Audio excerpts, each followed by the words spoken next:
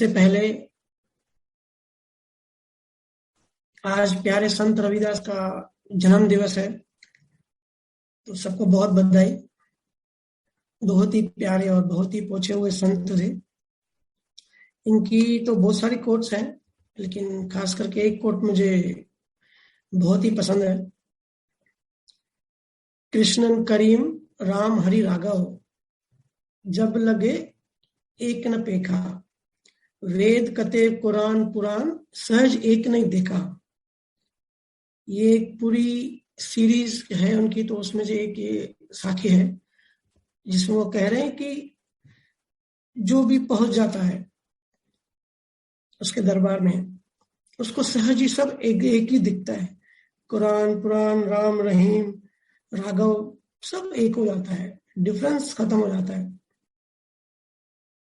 निरपेक्षता जिसको कहते हैं, डुअलिटी खत्म, दो चीज नहीं दिखती, डुअलिटी खत्म हो जाती है। तो बहुत ही प्यारे संत थे। दूसरा, लास्ट वीक सत्संग नहीं हो पाया, तो उसके लिए सबसे माफी चाहता हूँ। आप लोग का प्रेम और सिक्का मुझे भी बहुत खींच रही थी, पर संजोग नहीं बैठ रहे थे। बहुत सारे जीवों के मैसेज आए कि भैया ऐसा लग रहा है कि भूख लगी है और हमको खाना नहीं मिला, गिरा ज्ञान मिला नहीं, तो मजा नहीं आ रहा था।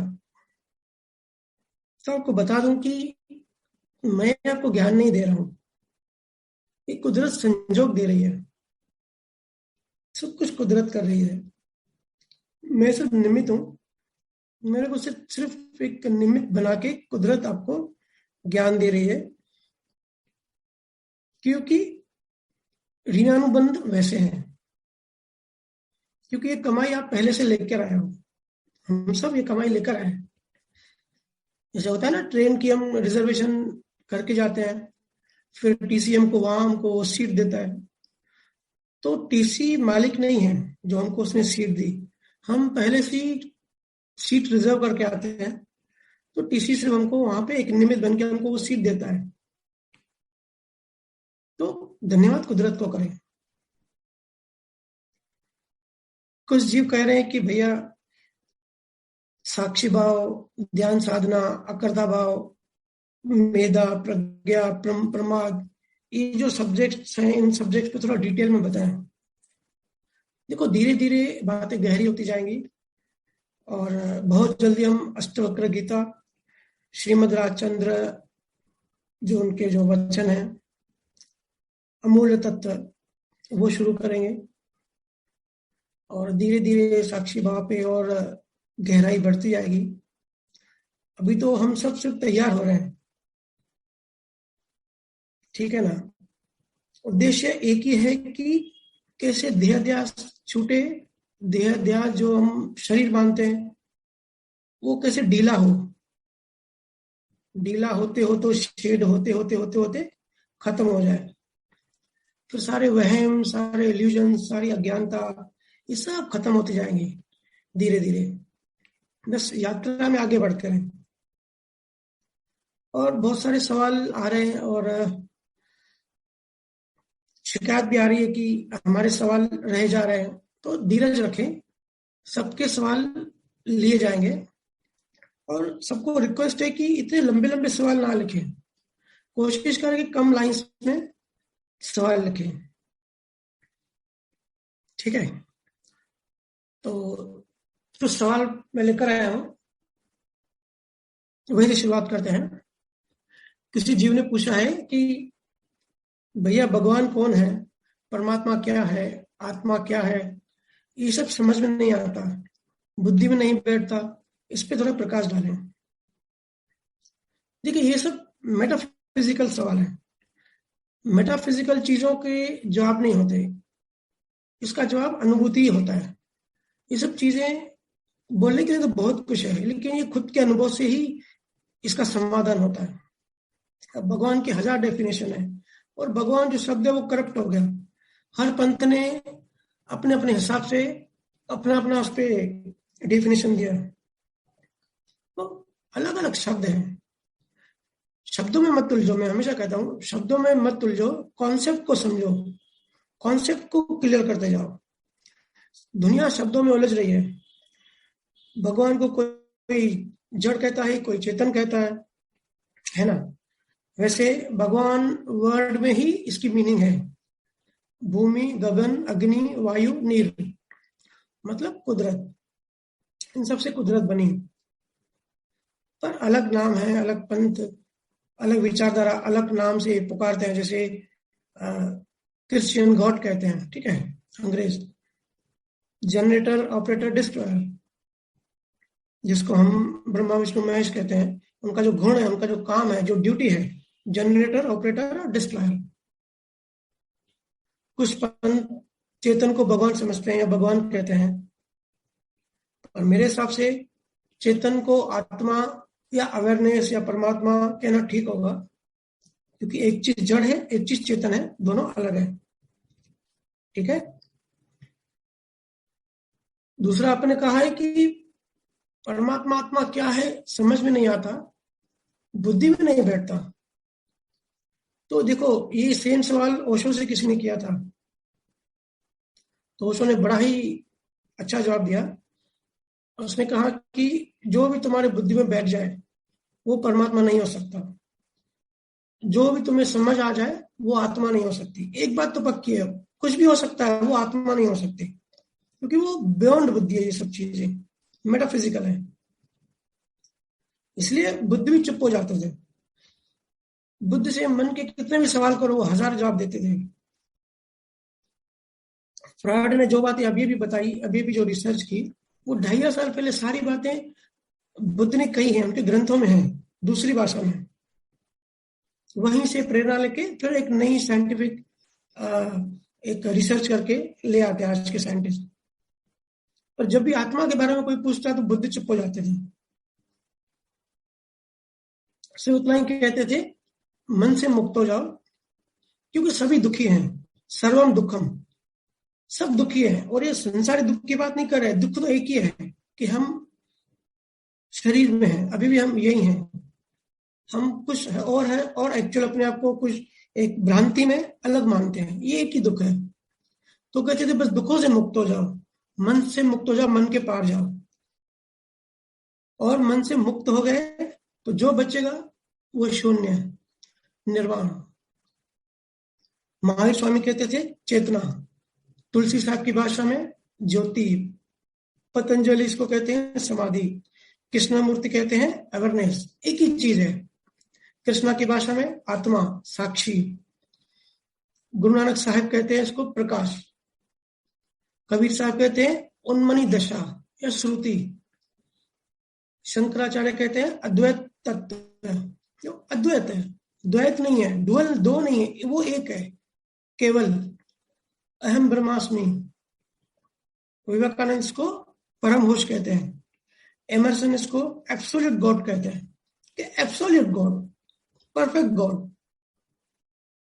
ये सब बात एक ही है, चीज एक ही है, शब्द अलग अलग है, वर्ड अलग अलग है, पर इसको रियलाइज करने में ये तो 1 मिनट लगेगा, एक लाइन बोलने में, एक वर्ड बोलने में, लेकिन उसको रियलाइज करने में सारी जिंदगी लग जाती है।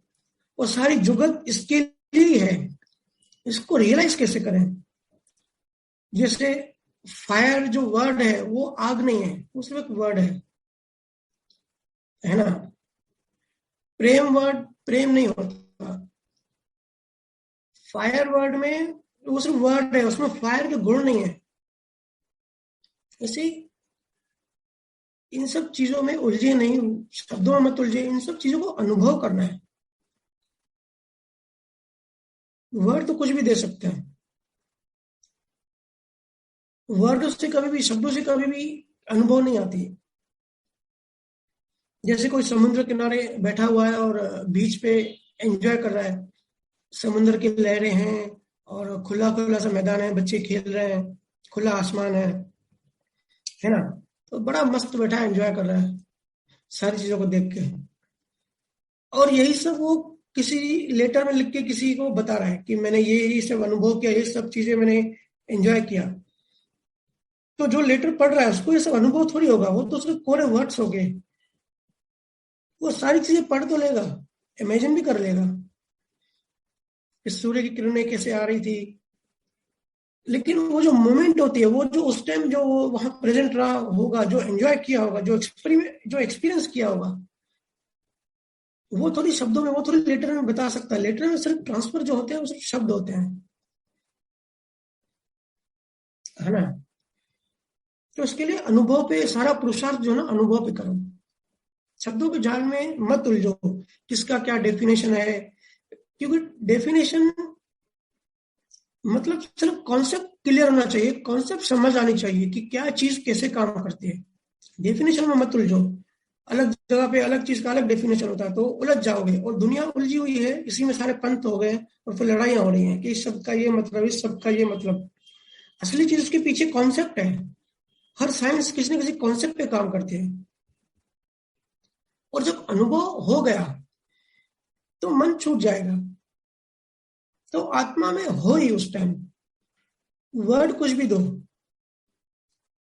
तो बुद्धि जो है वो आत्मा को नहीं समझ सकती। बुद्धि बहुत छोटी है, आत्मा बहुत बड़ी चीज है, बहुत बड़ा कॉन्सेप्ट है। इसके लिए अनुभव पे जोर दो, अनुभव पे ही पुरुषार्थ करो, शब्दों में मत उलझो। ठीक है। दूसरा सवाल, भैया भक्ति मार्ग, ज्ञान मार्ग और कर्म मार्ग में कौन सा श्रेष्ठ है? भक्ति मार्ग, ज्ञान मार्ग और कर्म मार्ग में कौन सा श्रेष्ठ है? देखो कौन सा श्रेष्ठ है, स्वामी विवेकानंद ने कहा है कि ये तीन मार्ग नहीं है, ये एक ही है। और मेरी भी समझ यही कहती है कि ये अलग नहीं है, पार्ट्स है पर है एक ही, और मर्ज होकर काम करती है। देखो दुनिया में सब टाइप के लोग हैं, हर टाइप का मरीज है, अलग लोगों को अलग दवा लगती है, अलग दवा काम करती है। हर किसी की शुरुआत कैसे न कैसे होती है, कोई भक्ति से, कोई कोई रीजनिंग से। बहुत सारे लोग होते हैं जो रीजनिंग करते हैं, है ना, रीजनिंग वाले होते हैं, लॉजिक लगाते हैं। और कुछ होते हैं कि कर्मों में बिलीव करते हैं, जैसे जैन मुनि है, पूरा फोकस कर्मों पे है। एक ही चीज कि भाई नए कर्म नहीं बनाओ और पुराने कर्म को खत्म होने दो। ठीक है, वो जो फेस पे जो बंद करके लगाते हैं जैन मुनि, सबकी अलग मान्यता है और हर किसी का अपना अपना अलग एंगल है देखने का, अपना अपना पॉइंट ऑफ व्यू है, और हर कोई अपने अपने पॉइंट ऑफ व्यू से ही बोलता है। ये ऐसे हुआ कि जैसे तीन अंधों को बोला गया कि हाथी को जाओ और हाथी को जाके समझो, तो एक ने हाथी का दांत पकड़ा और उसने बोला कि भाई हाथी मतलब जो कोई सख्त चीज है, वो मतलब हाथी। किसी ने पूछा, किसी ने ये अपना पैर पकड़ लिया, तो उसने बोला कि हाथी मतलब कोई खंबा, कोई चीज जो खड़ी है। एक अंधे ने पूंछ पकड़ी, हाथी मतलब कुछ बालों वाली चीज। तो अंधों ने एक अपना अपना पॉइंट ऑफ व्यू लगाया, एक जगह को पकड़ी, एक चीज पकड़ी और उसको पकड़ के बैठ गए और अपनी अपनी फिलोसॉफी लिख दी। अब पूछ वाले ने फिलोसॉफी बना दी कि भाई हाथी मतलब पूछ, बालों वाली कोई पूछ। तो बाकी की चीजें उसने देखी भी नहीं, समझी भी नहीं। अब इनको कोई आंख वाला चाहिए बताने के लिए कि भाई एक ही चीज को तुम अलग अलग एंगल से पकड़ रहे हो, अलग अलग एंगल से देख रहे हो। ऐसी याद थी स्वामी विवेकानंद में, ऐसी याद थी कृष्णा में, है ना। तो ये चीजें कंबाइन होकर काम करते हैं और कॉम्बिनेशन से ही फिर डेवलपमेंट स्टार्ट होता है। देखो संसारी आदमी जो होता है, संसारी आदमी की शुरुआत होती है भक्ति से मोस्टली, फिर धीरे धीरे ज्ञान अंदर जाता है, अनुभव आता है, फिर कर्मों की साइंस वो समझते जाता है। अध्यात्म में ब्रॉड बनना पड़ता है, एक ही चीज पकड़ के नैरो माइंड होके जो पकड़ लेते हैं कि मेरा पंथ सही, मेरा धर्म सबसे बड़ा, मेरा धर्म ही सही, ये जो चीज है वही सही, और फिर इससे धर्म संप्रदाय बन जाते हैं। समाधान नहीं होता, मन के सवाल खत्म नहीं होते, शांति नहीं मिलती, बेचैनी लगी रहती है, एक तड़प लगी रहती है।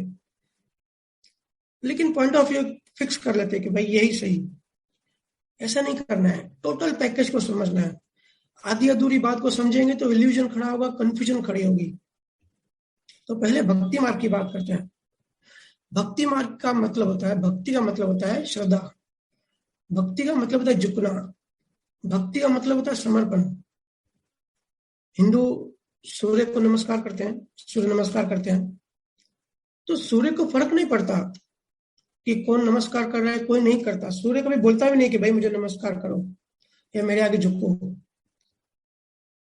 सवाल झुकने का है।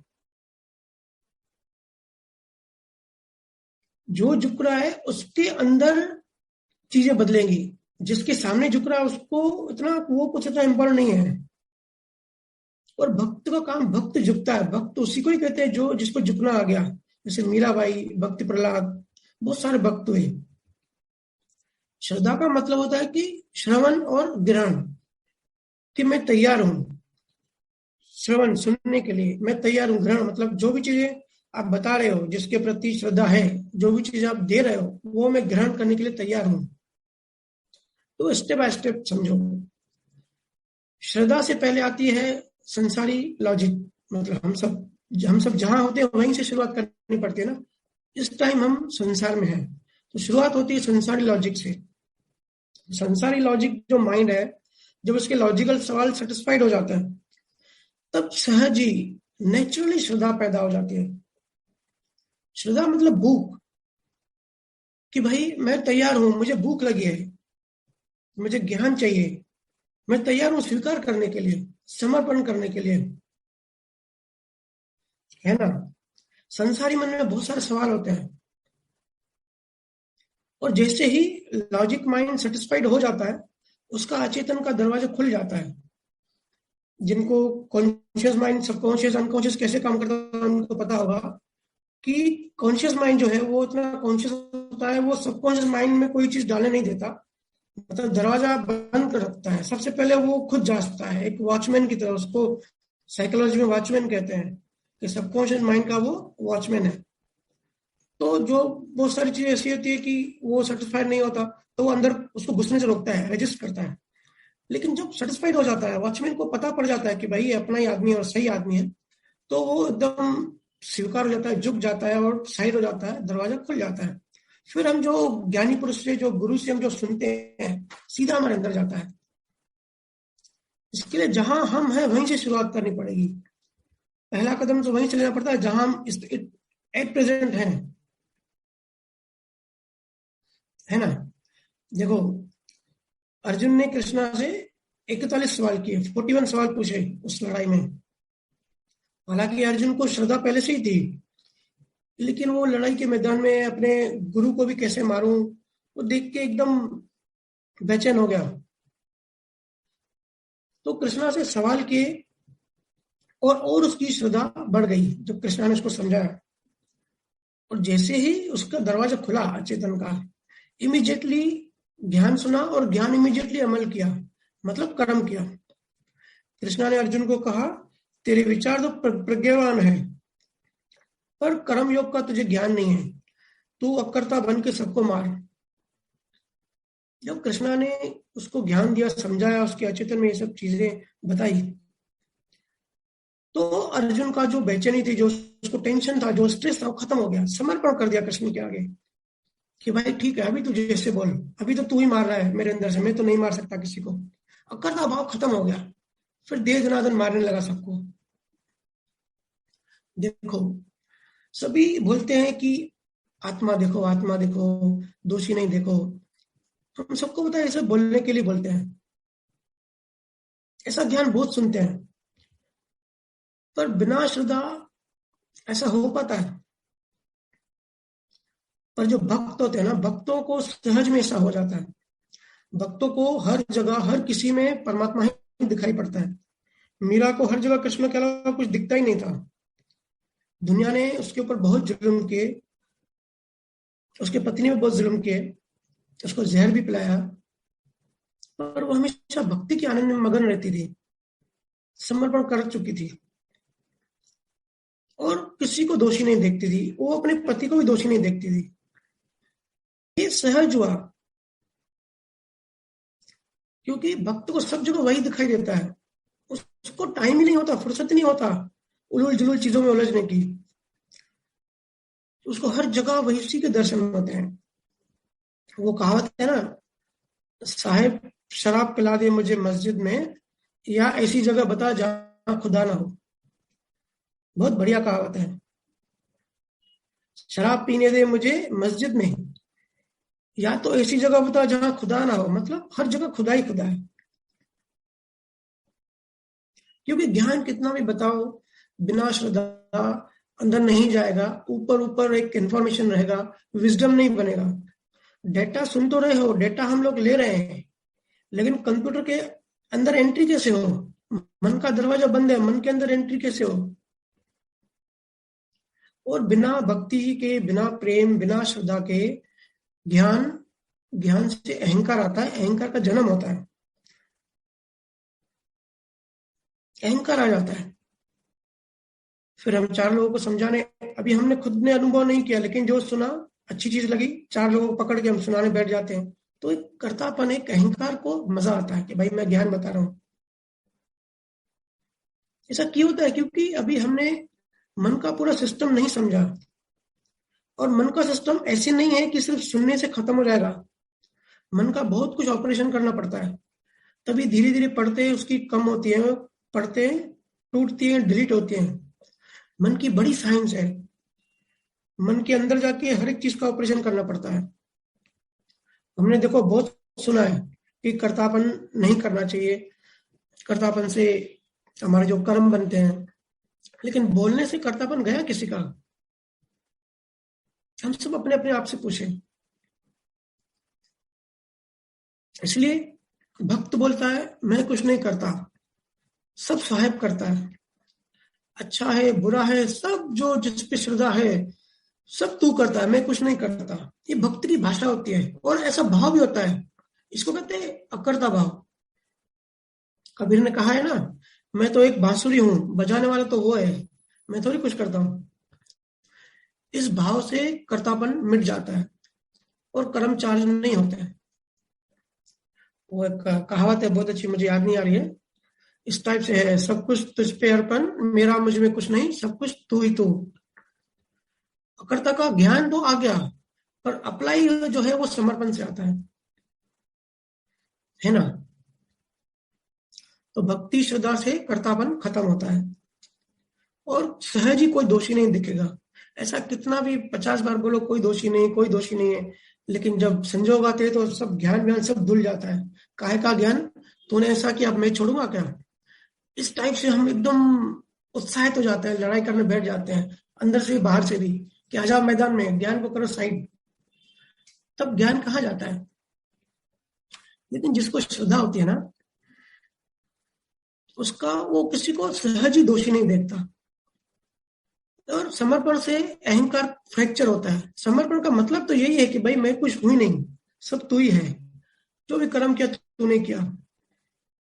ऐसा भाव बहुत प्रेम में सिचुएशन हो जाती है।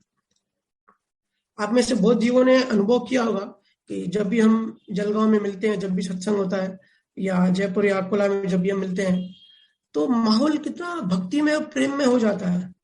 उस टाइम आप ऑब्जर्व किया है कि कोई किसी को दोषी नहीं देखता, सब बड़े आनंद में होते हैं, क्योंकि भक्ति छा जाती है, एक श्रद्धा छा जाती है। तो उस टाइम बताना नहीं पड़ता भाई किसी को दोषी मत देखो, सब एकदम सेवा में लग जाते हैं, काम में लग जाते हैं, एक दूसरे की हेल्प करने लग जाते हैं, सहज ही एक दूसरे के ऊपर प्रेम बरसता है। हम सब ने ऑब्जर्व किया है ना। तो भक्ति का मतलब होता है कि ज्ञान की भूख है और मेरी भूख मिटाओ, मैं तैयार हूं। समर्पण का मतलब होता है कि मैं तैयार हूं, झुकाओ। तिब्बत के लामा है, तिब्बत के जो बुद्धिस्ट मॉन्क के लामा कहते हैं उसको, वो जहां भी रहते हैं ना, जिस दिशा में, जिस डायरेक्शन में उनके गुरु होते हैं, उस दिशा में वो दिन में 10 बार वो झुक के प्रणाम करते हैं। ऐसा इनका रिचुअल है। लेकिन रिचुअल की वजह, इसके पीछे की साइंस क्या है? भले गुरु को पता भी नहीं होता है कि कौन प्रणाम कर रहा है, कौन नहीं होता है। मैंने कहा ना, ये जो साइंस है ना, ये जो दवा है समर्पण की, श्रद्धा की, ये गुरु के लिए नहीं है, ये शिष्य की दवा है। गुरु का इससे कोई कंसर्न नहीं है। ये ऑपरेशन शिष्य का होता है, शिष्य के मन का ऑपरेशन होता है इससे। ये दवा जो है वो शिष्य की दवा है। ये इम्पोर्टेंट नहीं है कि गुरु को पता पड़ता है या नहीं पता पड़ता। शिष्य के अंदर बहुत कुछ भाव में शिफ्टिंग आ जाती है। इसके लिए समर्पण करना जरूरी है। लेकिन ये भी याद रखना, जिस गुरु के आगे या जिस ज्ञानी पुरुष के आगे समर्पण कर रहे हैं, अगर वो पहुंचा हुआ हो तो ठीक है, अगर नहीं हो तो फिर गुरु में कर्तापन आ जाता है, फिर वो अटक जाता है। तो बहुत बार ऐसा होता है कि शिष्य तो निकल जाता है, गुरु फंस जाता है। क्योंकि मन और ये चीजें इसी इतनी सूक्ष्म तरीके से काम करते हैं। सिचुएशन ऐसी बन जाती है बहुत बार कि थोड़ा भी अगर अलर्टनेस इधर उधर हुई, कर्म चार्ज हो जाता है। तो समर्पण का मतलब है कि गुरु से जो भी सुना ईमानदारी से अप्लाई करेंगे, बिल्कुल जेन्युइनली हम सहज कोशिश करेंगे। समर्पण का मतलब याद रखना, मैं ये नहीं कह रहा हूं, समर्पण का मतलब ये नहीं है कि जिसके प्रति समर्पण है उसकी वाहवाही करना, उसकी पूजा करना, या उसको माला चढ़ाओ, उसकी आरती करो, अर्चना करो। नहीं, ये सब चीजों की साइंस नहीं है। ये सब करना भी नहीं चाहिए। ये सब अगर करोगे और अगर गुरु के अंदर एक सूक्ष्म लेयर, एक तरंग उठ गई ना अहंकार की, तो आपने गुरु को फंसा दिया। इसके लिए गुरु को तो बहुत ज्यादा अलर्ट रहना पड़ता है इन चीजों से। कर्तापन बहुत बड़ी बीमारी है। फिर शिष्य ऊपर चढ़ जाता है, गुरु गिर जाता है। इसके लिए समर्पण जो है शिष्य को करना चाहिए, डीप, एकदम बॉटम ऑफ द हार्ट से। मतलब यही है कि जो सुना उसको अच्छे से अप्लाई करना, ईमानदारी से अप्लाई करना।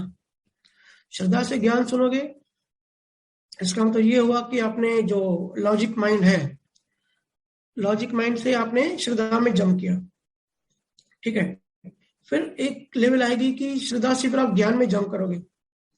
जैसे जैसे ज्ञान समझते जाएंगे, जैसे जैसे डेवलप होते जाएंगे, फिर कर्मों की जो साइंस है वो सहज ही हमारी दृष्टि में बैठ जाएगी, सेट हो जाएगी, और सहज ही इन चीजों को कॉम्बिनेशन से डेवलपमेंट होता जाएगा।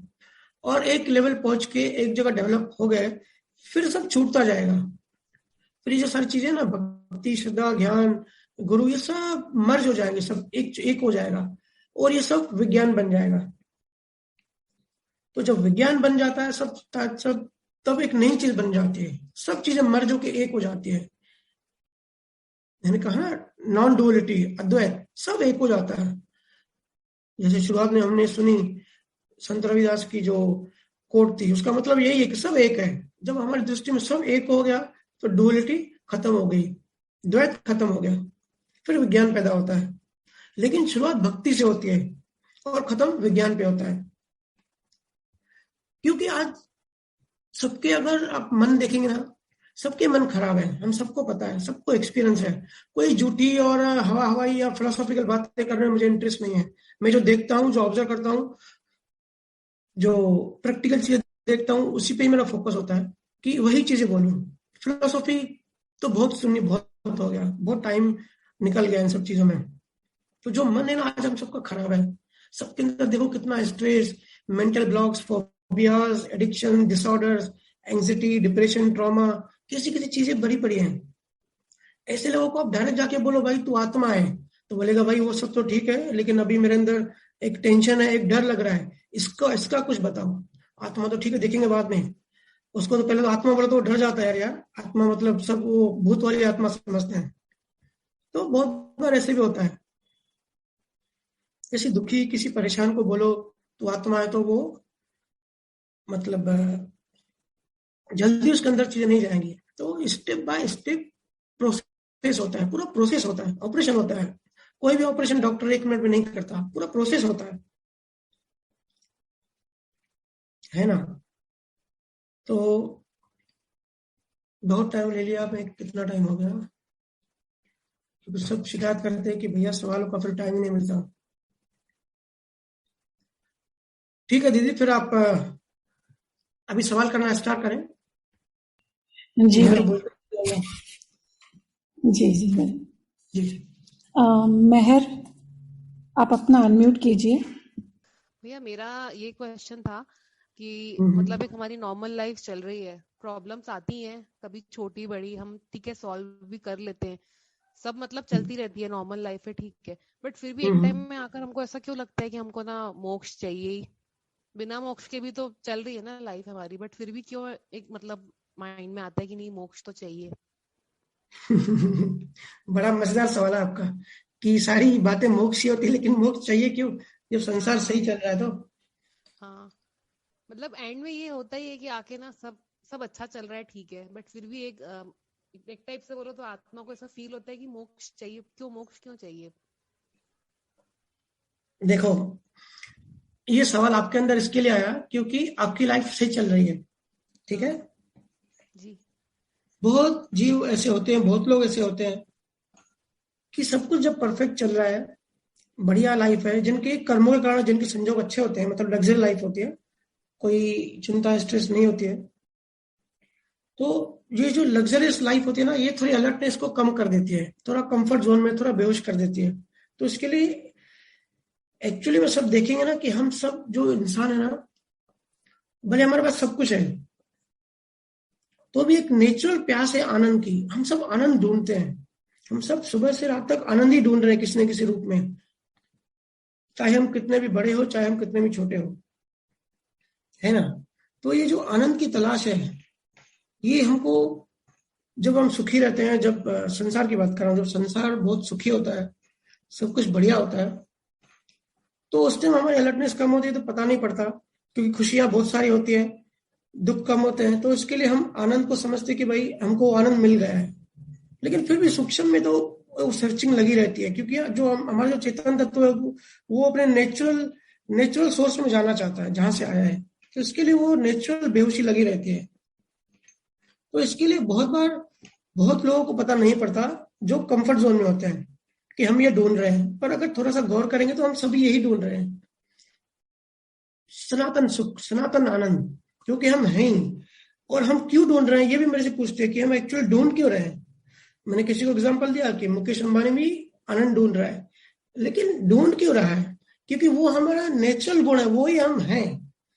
चेतन का जो गुण होता है ना, वो वही है, सोर्स में जाना चाहते हैं वापस अपने, बस। तो लाइफ लग्जरी है, इसके लिए हमको पता नहीं पड़ता। लेकिन जो दुखी हैं, जो बंधनों में है, उनसे कभी पूछिए, उनसे बात कीजिए, तो पता पड़ेगा। उनको इतने सारे कर्मों के हेवी बंधन होते हैं, इतने भारी संजोग होते हैं कि भाई ऐसा लगता है कि कब मुक्त हो जाए। तो मुक्ति की जो अट्रैक्शन है, वो इसके लिए कि वो बंधे हुए हैं, और जो जितना बंधा हुआ होता है, उतना ज्यादा वो एक्चुअली थोड़ा बहुत अलर्ट रहता है, और उससे इसके लिए वो जल्दी से इन सब चीजों से मुक्ति पाना चाहता है, कि इन सब चीजों से मुक्ति मिले। और ऐसा फिर वो ऐसे भाव करता है, ऐसे ढूंढता है चीजों को, ऐसे ज्ञानी पुरुष या संतों को ढूंढता है कि जहां से ये सब चीजें मुझे मिल जाए। तो इसके लिए जो भी लग्जरी लोग होते हैं, लग्जरी लाइफ होती है, उनको कई बार ऐसे भाव नहीं उठते हैं कि मोक्ष क्यों चाहिए, लाइफ परफेक्ट चल रही है। लेकिन याद रखना, ये लाइफ परफेक्ट है, हम बैंक बैलेंस बना के आए हैं, तो ये लाइफ परफेक्ट है। इसके लिए एक दिन ये बैंक बैलेंस खत्म होगा, हमको वापस जाना पड़ेगा, फिर आगे कर्म कैसे हमको पता नहीं है, किसी को पता नहीं है। इसके लिए सारे संतों ने कहा सबसे बड़ा जो दुख है ना, वो जन्म और मृत्यु है, इसके बड़ा कोई दुख नहीं है, क्योंकि वो अनुभव किया उन्होंने। इसके लिए ये प्यार जो आपने सवाल किया कि ऐसा क्यों लगता है कि मोक्ष चाहिए, क्योंकि इसके लिए नहीं लगता, क्योंकि सब कुछ ठीक ठाक चल रहा है, सब कुछ बढ़िया चलता है। जब सब कुछ बढ़िया चलता है, जब ऐसे संजोग नहीं आते भारी वाले, तो ऐसे ही लगता है कि सब सही है। लेकिन थोड़ा सा भी अगर हम हिल जाते हैं ना, हमको संसार हिला देता है, तो फिर लगता है नहीं भाई, हमको तो मुक्ति चाहिए, इन सब चीजों से हम तो परेशान हो गए। फिर नेचुरल एक दौड़ होती है मुक्ति तक, और जब मुक्त होते रहते हैं फिर मोक्ष तक, कि ये सब जो है जीरो ही हो जाए, खत्म ही हो जाए। बाकी जो नेचुरल प्यास है हम सबके अंदर, जो आनंद ढूंढ रहे हैं, हमको लगता है कि जो हमने एक कार ले ली तो हम खुश हो गए, तो हम आनंद और खुश में डिफरेंशिएट नहीं कर सकते। एक्चुअली हमारी भूख दूसरी है, और हम खा कुछ और रहे हैं। मतलब हमारी टांग में दर्द है, हम सर के दर्द की गोली ले रहे हैं, तो हमारी जो नेचुरल प्यास है वो दूसरी है। और जो हम ये सब गाड़ी और ये सब संसार चीजों में सुख ढूंढ रहे हैं ना, तो हमको ऐसे टेम्पररी लगता है कि ये सुख मिल गया, लेकिन जब वो चीज मिल जाती है कुछ दिनों के बाद हमको ऐसा लगता है ना कि यार अभी मजा नहीं है।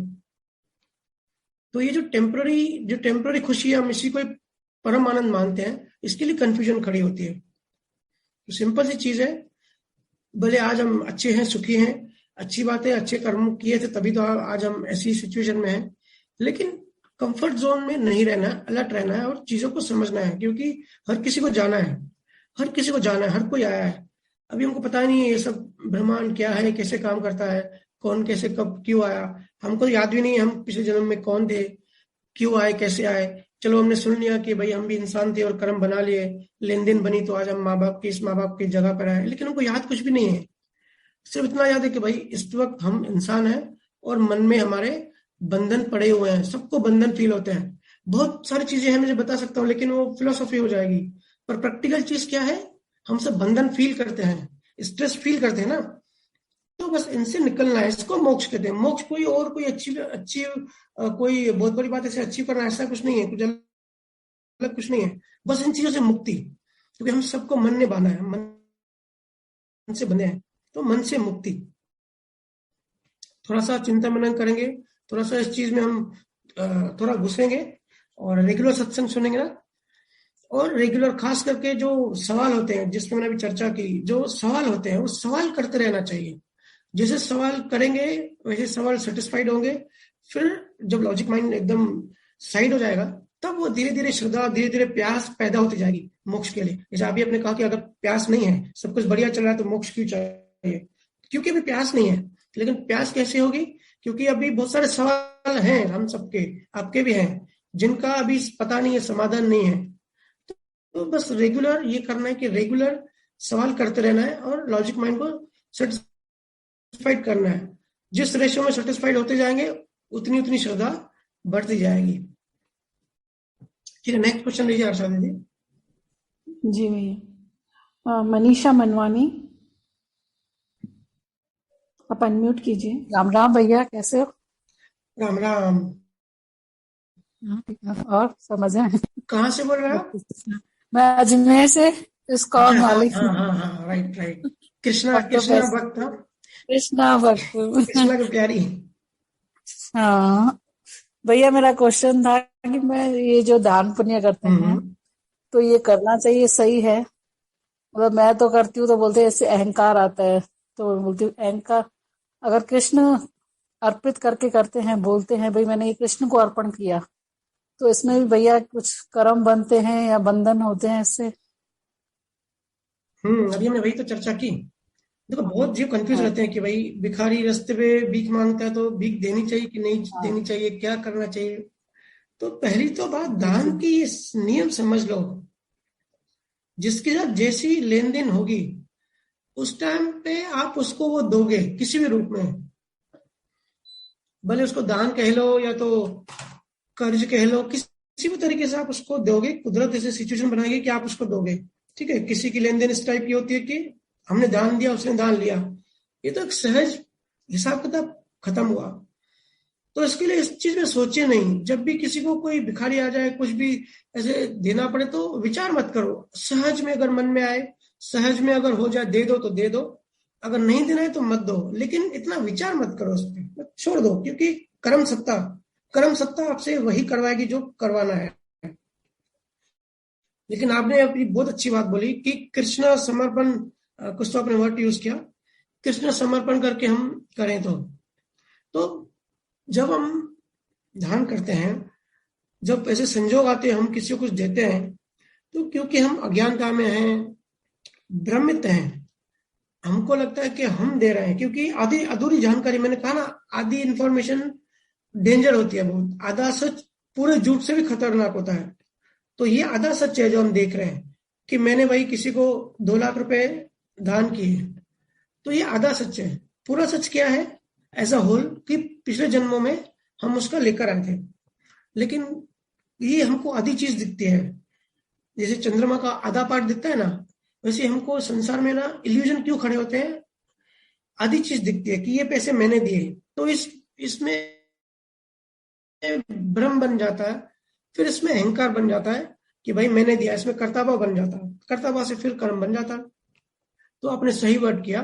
किसी के भी, जरूरी नहीं कि कृष्णा के, किसी के भी अगर आपने समर्पण होके शुद्ध भाव से, सहज भाव से, कि मैं नहीं दे रहा हूं, समर्पण करके कुछ भी दान आपके हाथ से हो गया, और दान ऐसा होना चाहिए, संत कहते हैं ना कि राइट हैंड अगर दान देता है तो लेफ्ट हैंड को पता भी नहीं पड़ना चाहिए। अगर ऐसे होता है तो बहुत बढ़िया बात है। तो कुछ सोचने की, विचारने की या सूक्ष्म भावना, कुछ सवाल ही पैदा नहीं होता। ये ऐसा है कि अभी हमने दान दिया, 2 कदम आगे गए, हम भूल गए, हमको पता भी नहीं पड़ा। तो दान वाली बातें है ना, ऐसे होनी चाहिए। जो समर्पण है, समर्पण करके किया हुआ कर्म, अकर्ता भाव से किया हुआ कर्म के नए बीज नहीं बनते। ठीक है दीदी, तो ऐसे ही करना चाहिए।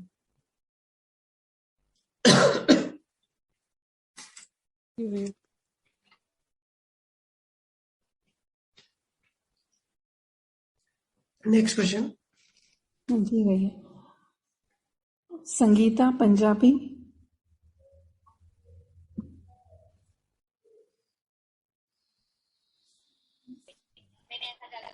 राम राम राम राम। भैया, कैसे हैं भैया? बढ़िया एकदम। जी भैया। बताइए। भैया भैया, मेरा सवाल ऐसा था, जैसे हम डिस्चार्ज में मोह लाए हैं तो उससे न्यू चार्ज भी होगा, तो भैया यह साइकिल कैसे खत्म होगी? क्योंकि डिस्चार्ज से भी चार्ज होता ही है। देखो, मोह जो होता है ना, सब चीजों का कारण मोह होता है। बहुत बड़ा जहर है, बहुत बड़ा पॉइजन है हमारी मोक्ष की यात्रा में। जितने भी मोह होते हैं, ये सारे डिस्चार्ज होते हैं। आपने सही कहा, प्रारब्ध कर्मों में ऐसी व्यवस्था होती है कुदरत की कि बच्चे खुद ही बड़े नहीं हो जाते हैं। बच्चों के लिए नेचुरल एक मोह चाहिए होता है माँ का, कि वो केयर करे, फिर ग्रो करे। तो इसके लिए कुदरत ने ये व्यवस्था बनाई पूरी, जो इंटेलिजेंट जो सिस्टम है, इंटेलिजेंट सॉफ्टवेयर है। लेकिन आपने कहा कि नया चार्ज ना हो, ऐसा क्या करें? तो आपको तो मुझे लगता है पता ही होगा, और आपने सुना भी होगा काफी बार, कि मोह होता है, ठीक है, हम डिस्चार्ज में मोह में अंधे भी हो जाते हैं, ठीक है। जब हमारा बच्चा और बाजू वाले का बच्चा आपस में लड़के आते हैं तो हमको लगता है हमारा बच्चा सही है, वो भी ठीक है, डिस्चार्ज ऐसे दिखाता है। लेकिन अंदर की जो एक अलर्टनेस है, जो जागृति है, वो आप सदैव रखो। जब भी ऐसी सिचुएशन आती है कि बाहर का मोह परेशान कर रहा है, जो अटैचमेंट है, क्योंकि हम सब तन्मयकार हैं, अंदर से जुड़े हैं, तो नेचुरली अंदर भी मोह चार्ज हो जाता है। मोह के जो परमाणु हैं वो चार्ज हो ही जाते हैं, क्योंकि हम तन्मयकार हैं। पर अगर हम तन्मयकार को धीरे धीरे जागृति से तोड़ते हैं, धीरे धीरे अपने आप को याद कराते हैं कि भाई ये मोह जो है, ये संगीता भाभी का है अपने बच्चे में, ये मेरा नहीं है, ये मुझे और फंसाएगा। ठीक है, बच्चों की केयर करना, हस्बैंड और घर की ये सब चीजें केयर करना है, ठीक है, ड्यूटी है। लेकिन अंदर से बिल्कुल सेपरेट रहे, बिल्कुल दूर रहे, जागृति रहे, अपने आप को याद करें कि ये चीजें जो है फंसाने वाली चीजें हैं। जब बार बार आप संजोगों में याद कराओगे, एक ही जवाब है, सवाल बहुत सारे हैं, जवाब एक ही कि बार बार याद कराओ अपने आप को कि ये मैं नहीं हूं। थोड़ा सा भी देखो, थोड़ा सा भी अगर डिस्टेंस मेंटेन कर लोगे ना तो बड़ा मजा आएगा। फिर ये संसार संसार नहीं लगेगा, खेल की तरह लगेगा। जैसे देखा ना, ज्ञानियों के लिए संसार संसार नहीं होता है, खेल की तरह होता है। हम सब मूवी देखने जाते हैं, फिल्म देखने जाते हैं, लेकिन कभी अपनी फिल्म भी देखो। ये जो पूरा संसार है, पूरा जो जंजाल है, रोज लाइफ में अप एंड डाउन आते हैं, कुछ ना कुछ घटनाएं घटती रहती हैं, इसमें उलझ जाओगे, इसमें इन्वॉल्व हो जाओगे तो एकदम सीरियस बन जाओगे एकदम। और मैं कहता हूं कि सीरियस लोगों की जगह आईसीयू में है। कभी सीरियस मत बनो, मस्त रहो। और मस्त कैसे रहोगे? जब खेल देखोगे। ये संसार नहीं, एक फिल्म है, और आप सब अपने अपनी फिल्म के हीरो हो। हर कोई अपनी अपनी फिल्म का मेन कैरेक्टर है, उसके सराउंडिंग पूरे कैरेक्टर्स हैं। तो as a film, as a movie करके देखोगे तो खेल खेलने में बड़ा मजा आएगा। एक खेल की तरह देखो, एक दुकान वाला होता है, अगर उसके पास कस्टमर आया, उसने चीज नहीं ली और बाजू में गया, तो उसको बहुत दुख होगा, क्योंकि वो अटैच्ड है और तन्मयकार है और वो सीरियस है। तो उसको दुख होगा, यार मेरे से ये कपड़ा नहीं लिया और मैंने कंपटीशन में जाके लिया, तो बड़ा दुख होगा। लेकिन इसको अगर खेल की तरह देखोगे कि भाई कैसे किस तरीके से लेन देन है, इतना माइनस रेट दिया, इतना बिल्कुल मार्जिन नहीं रख के रेट दिया, फिर भी वो कस्टमर उसके बाद चला गया, बड़ी हंसने की बात है। क्या क्या तेरे खेल चल रहे हैं। ऐसे जब हंसोगे, जब खेल देखोगे तो बड़ा मजा आएगा खेल खेलने में। तो मोह टूटता है जागृति से। मोह के संजोगों में अपने आप को होश में रखो कि भाई ये जो है बाहर की चीजें हैं, बाहर का मोह है, लेकिन अंदर मेरे को किसी से मोह नहीं है। क्योंकि जिनकी मृत्यु होती है ना, वो तो वापस आके बता नहीं सकते कि क्या फील करते हैं। लेकिन जो नियर डेथ एक्सपीरियंस की जो साइंस है, जो एनडीए कहते हैं जिसको, जो डेथ में जाके वापस आते हैं, वो बताते हैं कि उस टाइम तो हमारा कोई है ही नहीं। क्योंकि मोह और ये रिश्ते, ये सब इसके लिए हो तब तक है जब तक हमारी आखिरी श्वास है। और शरीर के ब्लड रिलेशनशिप बोलते हैं ना, शरीर से जुड़े हुए हैं। जब शरीर खत्म हो गया तो शरीर के बाहर जाके ये सब चीजें हमारे लिए इंपॉर्टेंट नहीं है। जो चला गया उसकी पूरी दीवार गिर जाती है, खत्म हो जाता है सब। तो अलर्ट रहे, मोह से बचे। मोह सबसे बड़ा कारण होता है कॉज बनाने में, कर्म बनाने में। और मोह सब छूट जाता है, आखिर में मोह बचता है, आसक्ति, लोभ भी निकल जाता है। और सब विकार जो है निकलने में थोड़े से इजी होते हैं। मोह को निकालना बहुत डिफिकल्ट होता है।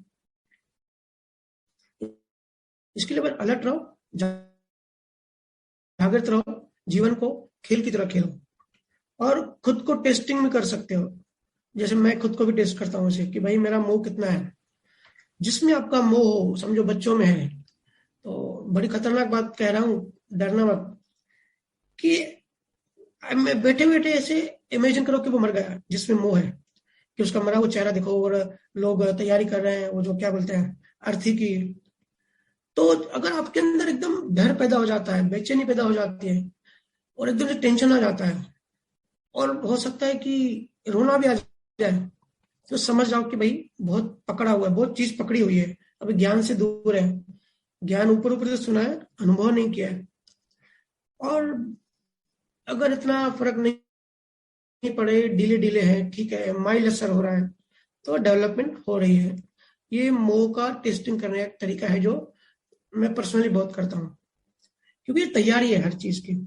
फिर जिसके लिए आप ऐसे तैयार रहते हो, अपने मन को ट्रेन करते हो कि कोई अपना नहीं है, वो सही तो बात है। सारे संतों ने तो यही कहा है कि सब ये दिखने के सब रिश्ते हैं स्वार्थ के रिश्ते हैं। हर किसी का स्वार्थ है, स्वार्थ को ही हम लेन देन कहते हैं, राइट। जो भी हिसाब होता है, हर किसी को लेना होता है, किसी को देना होता है। अगर किसी को कर्जा लेना होता है, वो बीवी बन के आती है, अपने पति से फिर पैसे लेती रहती है, क्योंकि हिसाब लेना है। उसको बेचारी को पता नहीं है, कर्ज वापस ले रही है, जितना दिया था बस, लेन देन सारी खत्म हो रही है। मोह को तोड़ने के लिए बहुत सारी विद्या हैं, बहुत सारे ऐसे चीजें हैं, लेकिन सबसे जो बेस्ट है वो है दूर रहना। दूर से देखो, बस सिर्फ ऑब्जर्व करो, चीजों को ऑब्जर्व करो। ऑब्जर्व करने से सबसे पहले जो लिंक होती है ना हमारे अंदर और बाहर के मन की, वो टूट जाती है।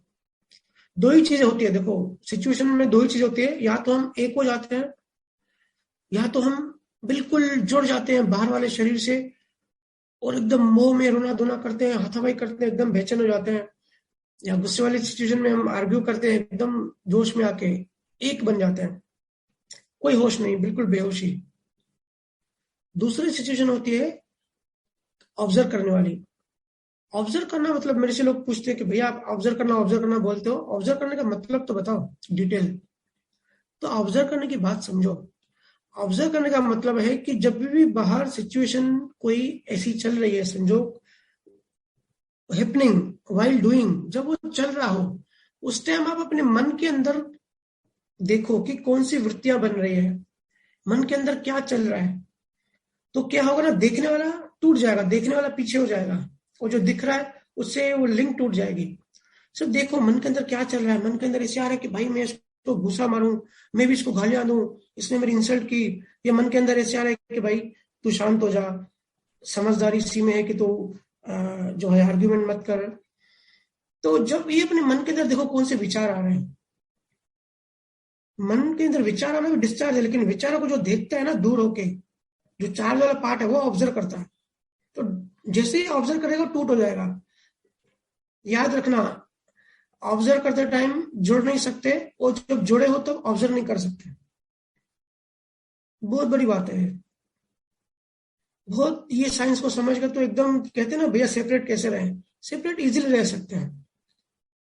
अगर आप ऑब्जर्व करते हो जब सिचुएशन चल रही है, तो जब ऑब्जर्व करते हो तो आप दूर हो गए। मन में क्या चल रहा है देख पाना, आप अनुभव करोगे। हालांकि 2-3 सेकंड के लिए ऑब्जर्व कर पाएंगे, लेकिन अगर उतना भी कर पाए तो बहुत बड़ी बात है। तो उस टाइम मन में क्या चल रहा है, और आप देखोगे जैसे गुस्से वाली सिचुएशन है, आपके अंदर जो एक तड़प थी, जैसे आपने देखा कि भाई कौन सी तड़प चल रही है, क्या चल रहा है मन में। ऐसा आ रहा है कि मैं घर से भाग जाऊं, या ऐसे आ रहा है कि भाई मैं किसी को कॉल करूं। ऐसे आपने देखा, अगर देखा कि ये मन में क्या चल रहा है, उसी टाइम वो चीज शांत हो जाएगी, वो चीज खत्म हो जाएगी। क्योंकि देखने का मतलब होता है रोशनी। अब उसी को तो अवेयरनेस करते हैं, उसी को तो प्रकाश कहते हैं। ये सब हमारे जो वृत्तियां ना अनकॉन्शियस से उभरती हैं, बहुत गहराई से आती है, बहुत अंधेरे से आती है, लेकिन जैसे ही हम देखते हैं, देखने का काम करते हैं, ये सब खत्म हो जाते हैं। तो बाहर बार मैकेनिकल जो भी होगा वो होगा, लेकिन अंदर आपका शांत हो जाएगा। फिर आपको महसूस होगा कि आप एक्चुअली एक्टिंग कर रहे हो।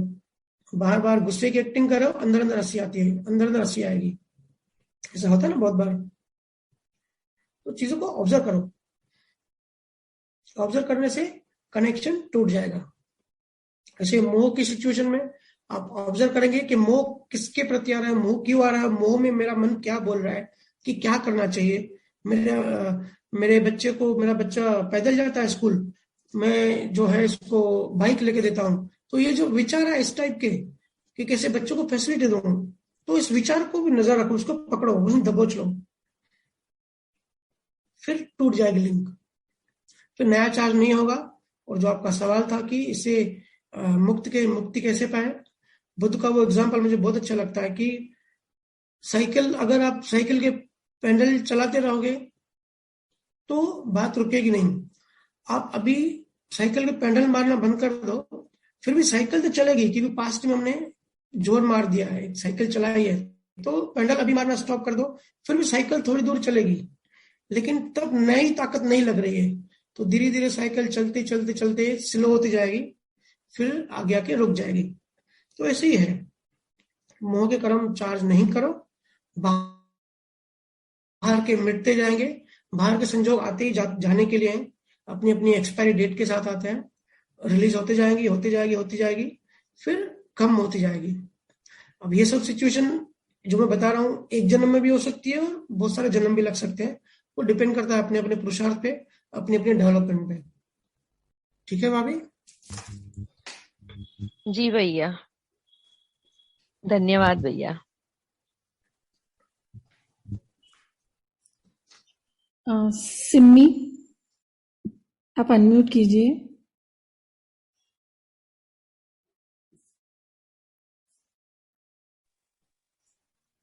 राम राम भैया जी।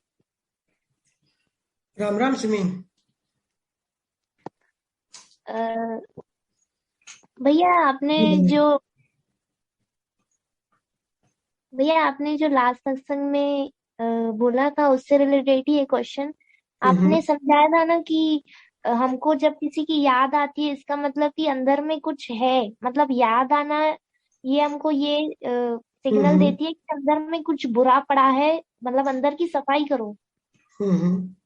तो उसको थोड़ा डिटेल में समझाओ ना भाई, कैसे भाई। देखो, हमारे पॉकेट में अगर गुलाब का फूल पड़ा रहेगा तो नेचुरली खुशबू आएगी ना उसकी। जी जी। या हमारे रूम में कोई चूहा बुआ मर जाता है तो कैसे स्मेल आती है। तो वो जो स्मेल है ना, वो मैसेज देती है कि भाई कोई चीज पड़ी है उसको निकालो। ऐसे ही राग द्वेष की ऐसी बात है कि अगर हमको बहुत ज्यादा किसी से राग है, मतलब बहुत ज्यादा प्रेम है, मोह है, अटैचमेंट है, या द्वेष है, किसी से बहुत ज्यादा हम घृणा करते हैं, नफरत करते हैं, उनसे बहुत ज्यादा हम जेलसी फील करते हैं, एक्सट्रीम जिसको कहेंगे, ठीक है। डिस्चार्ज में भी, चार्ज में भी। मैं जब भी बात कहता हूँ ऐसे करो वैसे करो का मतलब होता है कि डिस्चार्ज में तो है ही, लेकिन हम सब जुड़े हैं, इसके लिए मैं कंबाइन बोलता हूँ, तो चार्ज भी हो रहा है साथ में, वो भाव की बात होती है। तो किसी के साथ अगर राग है या तो द्वेष है, हमको वो चीज परेशान कर रही है, हमको याद आ रही है, मतलब याद वो नॉक करती है, हमको वो खुशबू की तरह बताती है कि अंदर जो है गुलाब का फूल पड़ा है। कभी कभी होता है हमको यादें बहुत मीठी मीठी लगती हैं, बहुत प्यारी मोमेंट्स होती हैं, अच्छा लगता है, समझो वो गुलाब के फूल की तरह एक खुशबू आ रही है। और बहुत बैड एक्सपीरियंस होता है, गंदी चीजें होती हैं, या बहुत सारे गंदे लोग हमको जब याद आती है तो फिर हमको बुरा फील होता है। तो इसका मतलब ये है कि हमारे सबकॉन्शियस माइंड में ये चीज है जो नहीं होनी चाहिए, जो खाली होना चाहिए, और ये चीजें हमको मस्त बनने से रोकती है, सहज बनने से रोकती है।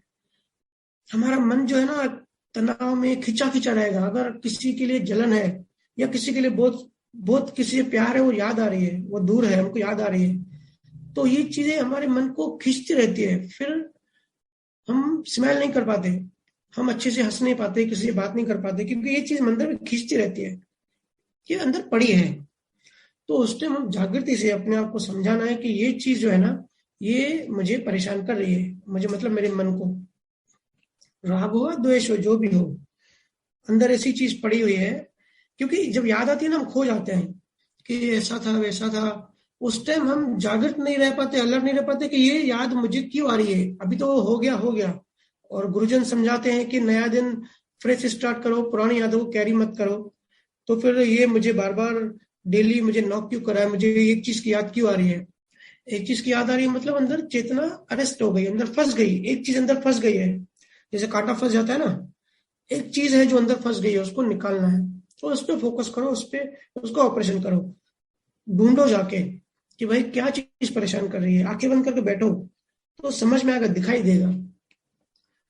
और फिर बहुत सारे तरीके हैं, लेकिन जो सबसे इजी तरीका है वो है अपना ध्यान डाइवर्ट करना।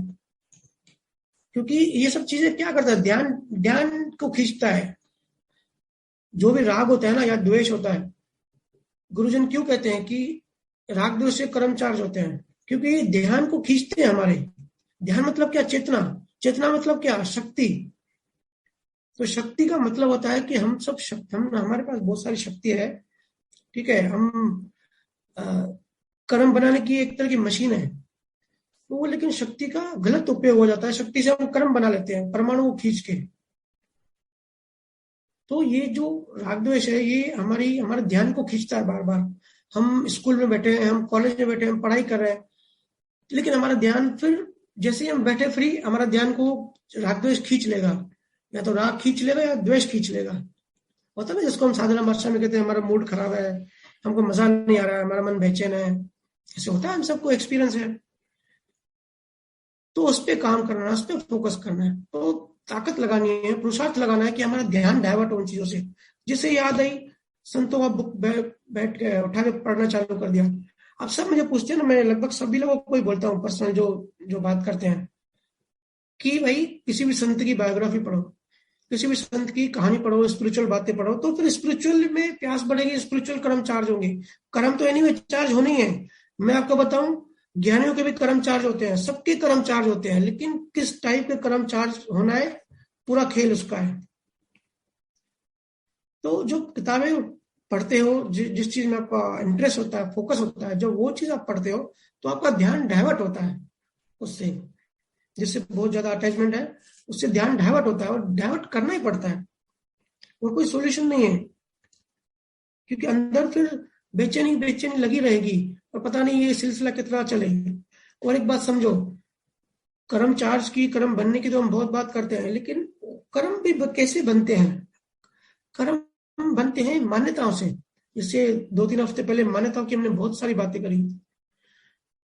तो और दूसरी बात, बहुत सारे जीव कहते हैं कि ये तो डिस्चार्ज था, ठीक है, डिस्चार्ज बोल के एकदम मतलब छूट जाते हैं जिम्मेदारी से कि भाई चलो मैंने गुस्सा किया तो ये तो डिस्चार्ज था, गुरुजन ने बताया। लेकिन थोड़ा सोचो, थोड़ा विचार करो, ये डिस्चार्ज आया क्यों, ऐसी सिचुएशन आई क्यों? मतलब जरूर मैंने ऐसे कर्म बनाए होंगे, और ऐसे कर्म बनाए मतलब मान्यताओं से कर्म बनते हैं, मतलब ऐसी मान्यता मेरे अंदर थी पहले भी, और अभी भी अगर वैसी मान्यताएं हमारे अंदर है, क्योंकि मान्यताएं तो कैरी फॉरवर्ड होती है, मान्यताएं तो जन्मों जन्म साथ चलती है। कर्म चार्ज होकर डिस्चार्ज होकर खत्म हो जाते हैं, लेकिन जो मान्यता है ना, जो सोर्स है, वो अभी भी चीज पड़ी हुई है। तो थोड़ा सा अभी डिस्चार्ज से भी थोड़ा ऊपर उठो, थोड़ा गहराई में जाओ कि ये कर्म क्यों बना, ऐसी क्या मान्यताएं थी, फिर उस मान्यता को फ्रैक्चर करो, क्योंकि कर्म तो खत्म हो गया, वैसे ही अपने आप खत्म होना ही है। जो भी कर्म बना वो तो हमारे हाथ में नहीं, कुदरत तो एक थप्पड़ मार के भी भुगाएगी, चाहे हमारी इच्छा हो चाहे हमारी इच्छा ना हो। लेकिन ये सिचुएशन आई क्यों? मैंने चोरी की, ठीक है, तो फिर मुझे पुलिस ने पकड़ लिया और सजा मिल गई, तो बात वहीं खत्म नहीं होगी। फिर मुझे किसी ने ज्ञान दिया, भाई तेरा डिस्चार्ज में था इसके लिए तू जेल में गया, तो चलो बैठ गए चुपचाप, एक्सेप्ट कर लिया, बात वहां खत्म नहीं होती। ये डिस्चार्ज आया क्यों? मतलब जरूर मैंने कभी ना कभी चोरी को सही माना था, ऐसी मान्यता बनाई थी, तो मान्यता को फ्रैक्चर करना है, तो मान्यता पे भी काम करें। और मान्यता फ्रैक्चर कैसे होती है? मान्यता फ्रैक्चर होती है फैक्ट देखने से। एक होती है मानी हुई चीज, उसको कहते हैं मान्यता, कि ये मैंने मान लिया, हर धर्म की अपनी मान्यता है। और एक होती है फैक्ट, यूनिवर्सल लॉ। तो कोई भी चीज जो भी आए आपके माइंड में, कंपैरिजन करो कि ये फैक्ट है, यूनिवर्सल लॉ है, या ये मेरी मानी हुई चीज है, वहम तो नहीं है। क्योंकि बहुत सारे वहम होते हैं, जिसको हम नॉर्मल भाषा में वहम कहते हैं ना, तो बहुत सारी चीजें मानी हुई होती है, बहुत सारी चीजें वहम होती है। तो अगर बार बार किसी की याद आ रही है, बार बार किसी की याद आ रही है, तो पहले तो समझ जाओ कि ये बीमारी अंदर पड़ी है, कोई चूहा पड़ा है मरा हुआ जिसकी स्मेल आ रही है। क्योंकि भाई आज नया दिन है, पता नहीं कितनी श्वासें चले श्वासें नहीं चले, आज का दिन अगर खत्म हो गया और मैं भी खत्म हो गया, तो फिर पता नहीं ऐसा ज्ञान, ऐसी सिचुएशन फिर कब आएगी, दूसरे जन्म में से संजोग बने चाहे ना बने, सब अंधेरा है, कुछ पता नहीं है। इसके लिए मैंने दिन वेस्ट कर दिया, एक चीज, एक सिचुएशन, एक आदमी को याद करके मैंने दिन वेस्ट कर दिया। कैसे ये, इसको मैं कैसे यूटिलाइज करूं? तो पहले तो सबसे पहले ये चीज समझना है कि अंदर मरा हुआ चूहा पड़ा है, फिर ध्यान उधर फंसा हुआ है, इसके लिए नए कर्म चार्ज हो रहे हैं, तो ध्यान को वहां से उठाना है, ध्यान को ऐसी चीज में लगानी है जिससे ध्यान डाइवर्ट हो जाए। और जो भी हम सब जुड़े हैं, तो मेरा ये मानना है कि हम सबको स्पिरिचुअलिज्म में तो बहुत इंटरेस्ट है, बहुत प्रेम है, और काफी सारे जीव स्पिरिचुअल बुक्स वगैरह पढ़ते हैं। लेकिन समझो कोई नॉर्मल इंसान है, तो उसको डाइवर्ट कैसे करना है? तो उसको जिस चीज में इंटरेस्ट है, हालांकि स्पिरिचुअलिज्म से बड़ी बात कोई हो ही नहीं सकती, इंटरेस्ट है, लेकिन समझो कोई संसारी आदमी है, उसको कोई इंटरेस्ट है अगर किसी चीज में, तो वो जिस चीज में उसको इंटरेस्ट है, बस उस चीज की वो बुक्स पढ़े, उसमें अपना ज्ञान बढ़ाए। अगर ऐसा याद आए, ऐसी परेशानी हो, तो समझ जाए, अलर्ट हो जाए कि कुछ गड़बड़ है। तो सबसे पहली चीज करनी है, वहां से ध्यान हटाना है, ध्यान डाइवर्ट करना है, ताकि कर्म चार्ज ना हो उस चीज से रिलेटेड, कि ऐसी संजोग बने, ऐसी सिचुएशन आई, मतलब जरूर कर्म बने थे, तो रिपीट कर्म नहीं बनाने हैं वैसे वैसे। अब कल परसों किसी की पोस्ट पढ़ी मैंने, मुझे बहुत अच्छी लगी कि दादा भगवान ने कहा कि आज जो डिस्चार्ज आया है, तो पिछली बार तो तुमको गुरु ज्ञान नहीं था, इसके लिए तुमसे गलती हो गई और ऐसे संजोग बने, लेकिन अभी तो तुमको गुरु ज्ञान है, अभी तुम वैसी गलती क्यों कर रहे हो? तो ये वो वाली बात है कि अभी हम कैसे अलर्ट रहें, अभी हम कैसे बचें, वो वाली सिचुएशन है। ठीक है, तो आप बुक्स पढ़ो सिमी, और फिर और भी चीजें मैं आपको बताऊंगा। मेन आपका ध्यान डाइवर्ट कर लो, ठीक है सिमी? जी जी आप भी भैया, सिंगिंग करते हो धन्यवाद ना, थोड़ा भैया।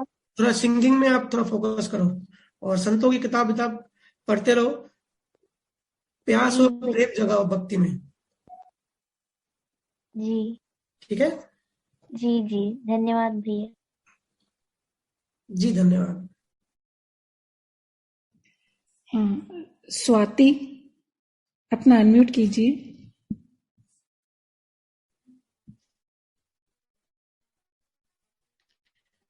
राम राम भैया। राम राम स्वाति, राम राम। हेलो भैया, मेरा क्वेश्चन था कि प्रतिष्ठित आत्मा में मन वचन काया आता है, तो और प्रतिष्ठित आत्मा में चार्ज और डिस्चार्ज साइड बाय साइड होता है, राइट? तो डिस्चार्ज के वक्त मन वचन काया काम करता है, तो चार्ज के वक्त भी मन वचन काया काम नहीं करता क्या? सिर्फ भाव ही काम करता है, ऐसा क्यों? नहीं, थोड़ी गड़बड़ है अंडरस्टैंडिंग में। मन वचन काया का मतलब होता है कि हमारा जो मन है, डिस्चार्ज वाला मन, ठीक है। काया मतलब 5 इंद्रियां ना हमारे, आंखें, कान और पूरा जो बॉडी है, फिजिकल बॉडी, पूरा नर्वस सिस्टम और जो भी हमारा बायोलॉजिकल बॉडी है। हेलो,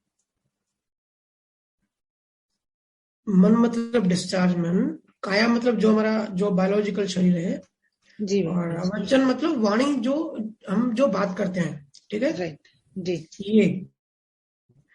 ये है, इसको कहते हैं डिस्चार्ज प्रतिष्ठित आत्मा। ये पूरा पैकेज, ठीक है, पूरे पैकेज को। और एक होता है चार्ज वाला पार्ट, उसको कहते हैं चार्ज प्रतिष्ठित आत्मा। तो चार्ज वाले पार्ट में मन वचन काया नहीं होता।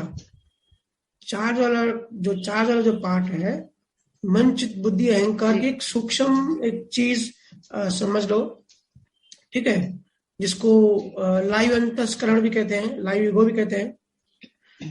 वो क्या करता है, वो सूक्ष्म है, ठीक है। और ये जो हमारा बाहरी करण है, जो हमारा ये जो बॉडी है, जो मन है, ये जो काया है, ये बाहर है। तो जो बीज और पेड़ का जो रिश्ता होता है ना, जो प्रोसेस होता है, कि जो बीज होता है वो बहुत सूक्ष्म होता है, लेकिन पूरा पेड़ उसके अंदर होता है, ठीक है। बीज को जमीन में डालते हैं और कुछ टाइम के बाद वही बीज पेड़ बन जाता है, ऐसा होता है ना। तो ये जो सूक्ष्म जो मन है ना, जो चार्ज वाला प्रतिष्ठित आत्मा, ये समझो सूक्ष्म बीज है इसी से। और यही बनता है थोड़ा टाइम के बाद, मतलब अगले जन्म में। ये जो टाइम बोलते हैं ना, हम लोगों ने इसको डिवाइड किया है। कुदरत की नजर में ये नहीं है, कुदरत की नजर में एक ही है, क्योंकि हम एक शरीर छोड़ते हैं, दूसरा शरीर पकड़ते हैं, हमको ज्ञान नहीं, इसके लिए हम जीवन मृत्यु को बहुत बड़ा बॉर्डर मानते हैं। लेकिन कुदरत की नजर से ये अलग नहीं है, कुदरत की नजर में ये एक ही चीज है, ठीक है। तो ये जो प्रतिष्ठित आत्मा है डिस्चार्ज वाली, ये अलग है, और लाइव जो है सूक्ष्म प्रतिष्ठित आत्मा जो कर्म चार्ज करती है, वो अलग है, लेकिन दोनों जुड़ी हुई है अंदर से, ठीक है। और जो बाहर जिसको हम एक्चुअली क्या होता है ना, ये शब्दों के जाल में फंस जाते हैं। और मुझे किसी ने बीच में कहा भी, और मैंने प्रॉमिस भी किया कि मैं सब अलग अलग शब्द दूंगा और उसे सिंप्लीफाई करके दूंगा, थोड़ा टाइम में सब इजी हो जाएगा। हम जिसको बाहर का जो मन कहते हैं ना, जनरली जिनको हम मन समझते हैं कि भाई मन में विचार आते हैं, थॉट्स आते हैं, वो एक्चुअली उसको मन नहीं कहना चाहिए मेरे हिसाब से, क्योंकि वो शरीर ही है, वो छोटा शरीर है। और ये हमारा जो बाहर जो है 10 इंद्रियों वाला, कर्म इंद्रियां, ज्ञान इंद्रियां, ये शरीर बड़ा मन है।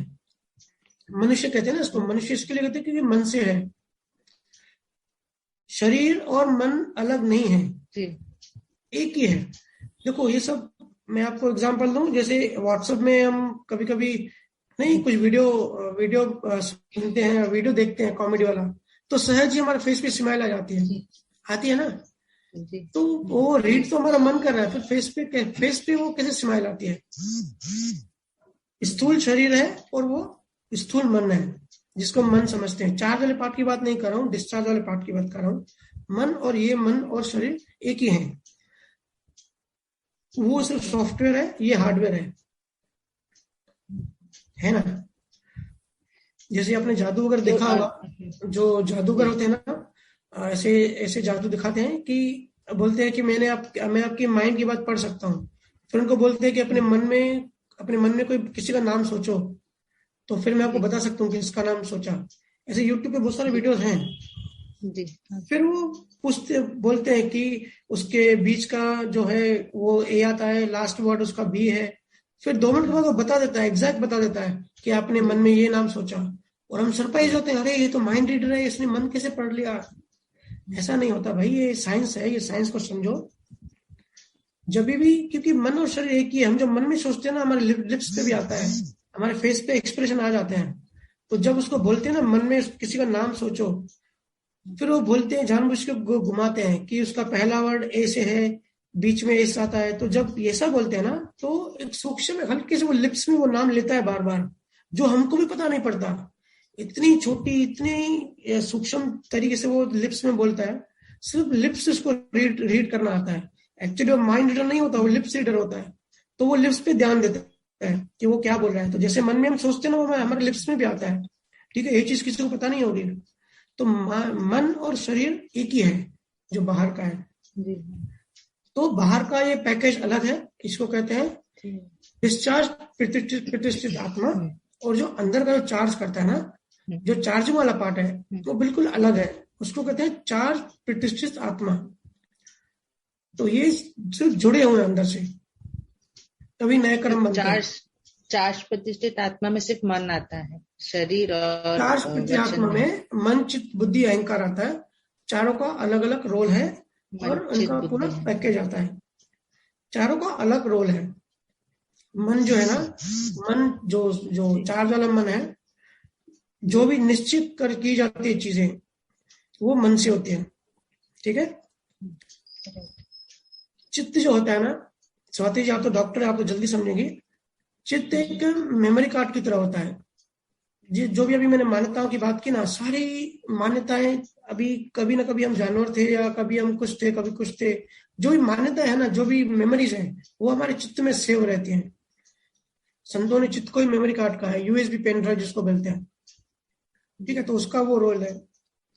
बुद्धि जो है, बुद्धि लॉजिकल चीजों का एनालिसिस करती है, profit and loss, decision making जो वो बुद्धि से होता है। ये सब रोल है चार्ज प्रतिष्ठित आत्मा का। और अहंकार जो है मेन बेस है, मेन फाउंडेशन है हर चीज का। तो इन चारों का जब कॉम्बिनेशन होता है, कोई भी ट्रांजेक्शन होती है, इन चारों के कॉम्बिनेशन से भाव बनता है। ठीक है, क्योंकि इन जो ये जो चारों गियर है, इनका जो पैकेज है, इनको शक्ति कहाँ से मिलती है? जो जड़ और चेतन, मतलब चेतन मतलब शक्ति, जड़ चेतन मिक्स हो गए तो ये सब बन गया, फिर इनको शक्ति मिलती है। तो एक जब कोई भी ट्रांजेक्शन होती है, तो ये सब मिला के कॉम्बिनेशन से भाव बनता है। तो भाव क्या करता है? जब हमारा कोई भाव बनता है, तो वो भाव फिर परमाणु को सक करता है।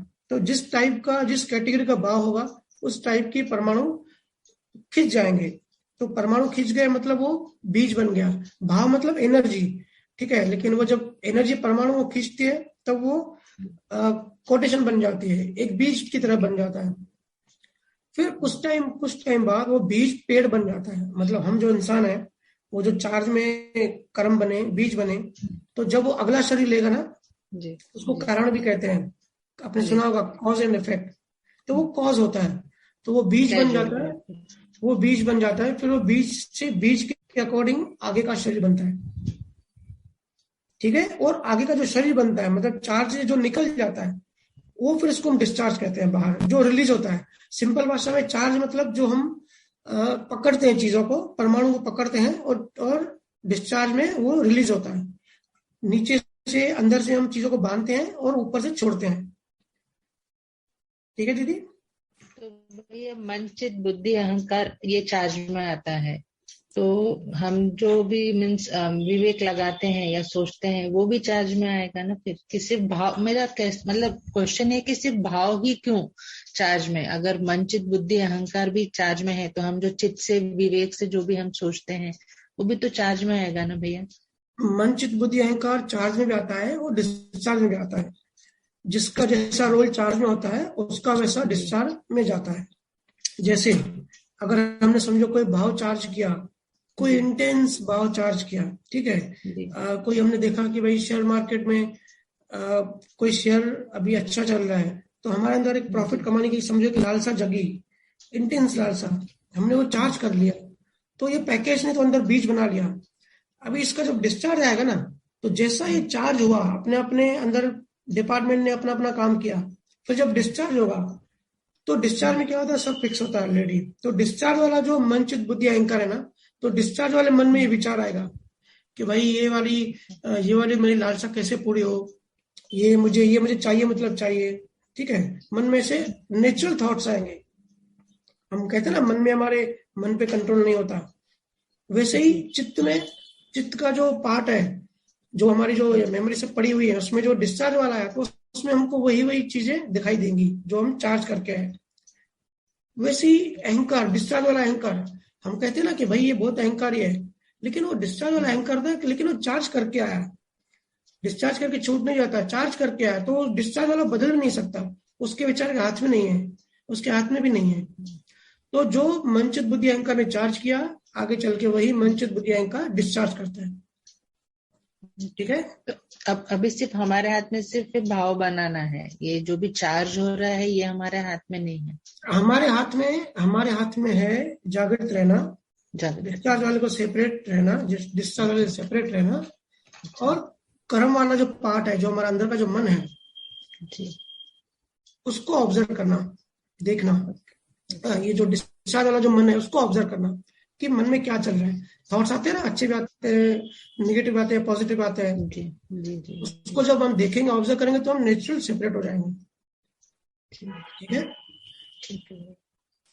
भैया मेरा एक और क्वेश्चन था। हाँ भैया हम मतलब सत्संग में हमने सुना था कि वर्ल्ड अर्थ पे एनिमल्स और ह्यूमन बीइंग का पॉपुलेशन टोटल कांस्टेंट रहता है, तो मोक्ष लेने के बाद तो वो एक ह्यूमन बीइंग या एनिमल कम हो जाएगा, तो पॉपुलेशन कांस्टेंट कैसे रहती है? बहुत अच्छा सवाल किया आपने। एनर्जी का तो आपने सिद्धांत पढ़ा होगा कि सिर्फ स्वरूप बदलता है, रूप बदलता है एनर्जी का। जी, energy never created, never destroyed, transforms. तो देखो, पहले बहुत सारे सालों में जानवर बहुत ज्यादा थे अर्थ पे, जी, ठीक है। अभी इंसान ज्यादा हो गए, पॉपुलेशन देखो, कुछ लास्ट 200 साल में पॉपुलेशन इंसानों की बढ़ रही है, और 200 साल में जानवरों की पॉपुलेशन कम हो गई, एनिमल्स की। आपके हस्बैंड को पता होगा, उनको तो बहुत शौक है मेरी तरह, जंगलों में जाके सब देखते रहते हैं। तो जानवर जो है वो अभी कम हो गए और इंसान बढ़ गए। और दादा बाबा ने भी बोला है कि अभी जिस टाइप के कर्म सब लोग बना रहे हैं, आगे चल के 70% ऐसा हो जाएगा कि लोग, इंसानों की जो है पॉपुलेशन कम हो जाएगी और जानवर बढ़ जाएंगे। और ये अभी दिख भी रहा है। देखो, अभी दुनिया में चाइना नंबर 1 पे है पॉपुलेशन में, ठीक है, लेकिन अभी चाइना की पॉपुलेशन कम हो रही है। एक बच्चे की जो पॉलिसी थी, अभी वो लोग टेंशन में आ गए हैं। अभी उन लोगों ने पॉलिसी चेंज कर दी कि 2030 तक उनकी पॉपुलेशन बहुत कम हो जाएगी, 2050 तक तो और कम हो जाएगी। इसके लिए अभी उन लोगों ने 2 बच्चे भी नहीं, 3 बच्चे बोले हैं कि भाई आप शुरू कर दो, क्योंकि उन लोग को दिख गया कि पॉपुलेशन कम हो रही है। हमारे इंडिया का भी आप वैसे ही देखोगे, अभी बढ़ती जा रही है, लेकिन एक सर्टेन पॉइंट के बाद पॉपुलेशन कम होती जाएगी। मतलब जो कमिंग टाइम है ना, उसमें फिर ऐसा होगा कि अभी सब हम जो इंसान है ये कम हो जाएंगे, वापस जानवर बढ़ जाएंगे, क्योंकि हम ही लोग आने वाले जानवर बन के। तो ये चलता रहता है कर्मों के हिसाब से और काल के हिसाब से, क्षेत्र के हिसाब से जी। लेकिन जो एनर्जी है वो हमेशा कांस्टेंट रहती है। जितने जीव मोक्ष में जाते हैं उतने ही नए आते हैं संसार में, और ये जो रूप बदलते हैं कर्मों के हिसाब से, तो ये हमेशा होता रहेगा। कभी जीव ज्यादा होंगे, कभी मछलियां ज्यादा होंगी, इंसान कम होंगे, क्योंकि हम अभी भी साइंस इतनी विकसित नहीं है कि इन चीजों को काउंट कर पाए, ठीक है। लेकिन ज्ञानियों ने ये सिद्धांत बता दिया है बहुत पहले से कि चीजें, एनर्जी कांस्टेंट रहती है हमेशा, सिर्फ रूप बदलते हैं इसके अलग अलग। मतलब जो गोल्ड है ना, गोल्ड फिक्स है, 10 किलो गोल्ड है, लेकिन कौन से गोल्ड का कौन सा गहना बनेगा, वो गहने बदलते रहते हैं। लड़के जाती है ना कि भाई नया फैशन आया, नया गोल्ड बनाने, नया नया मेकिंग कराने, तो गोल्ड उतना ही है, सिर्फ जो गहने वो बदलते जाते हैं, वो बदलते रहेंगे हमेशा। ठीक है स्वाति जी। तो मीन्स जो आत्मा अगर मोक्ष मिलती है तो फिर कुदरत का नियम है कि दूसरा मतलब दूसरी आत्मा की जन्म होगा पृथ्वी पे, ऐसे जी। निगोद कहते हैं उसको, या जिसको सुखराम जी महाराज पार ब्रह्म कहते हैं, कि वहां सुप्त रूप में चेतना पड़ी हुई है, ठीक है। उनका भी नंबर नहीं आया इस संसार में, व्यवहार 3rd डायमेंशन की दुनिया में।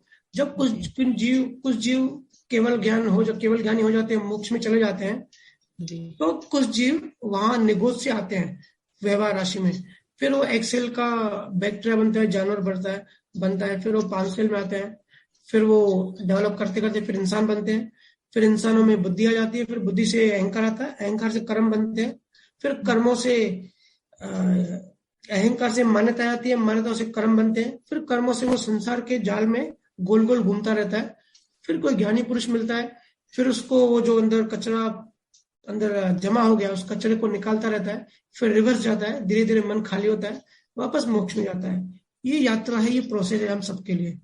ठीक है स्वाति जी? थैंक यू भैया, अच्छा समझा। मैं जल्दी खोला है। हाँ जी, जल्दी आता हूँ। थैंक यू भैया, थैंक ठीक है, अब यही विराम देते हैं। आप सभी को बहुत बहुत धन्यवाद। शुभ रात्रि, good night, enjoy the life. Ji